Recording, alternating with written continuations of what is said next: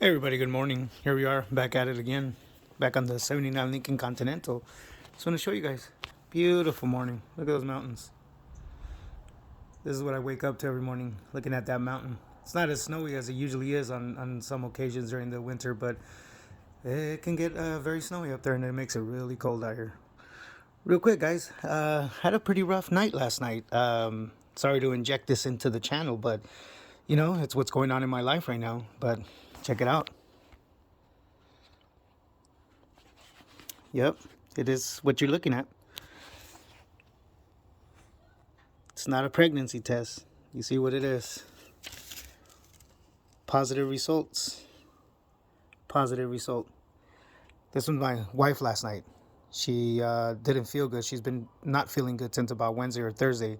She works in a clinical atmosphere, and I don't know how she got it. She is vaccinated. She's got all her three vaccines. Her both original Pfizer vaccines, and then the booster Pfizer.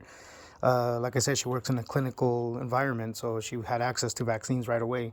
But she just tested positive last night. Matter of fact, she woke up in the middle of the night because her throat was really bothering her.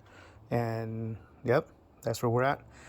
I'm just waiting to see how I'm going to feel, see how my kids are going to feel because, we all have our hangout time. We eat together, we hang out together.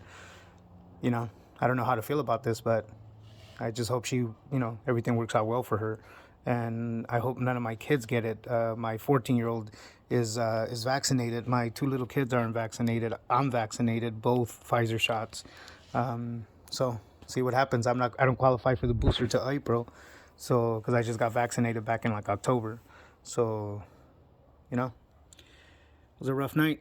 It was a rough night. See what happens. Got to get back to this Lincoln. Got to get that intake manifold out. Show you guys how that works right now. Right. See you guys in a bit.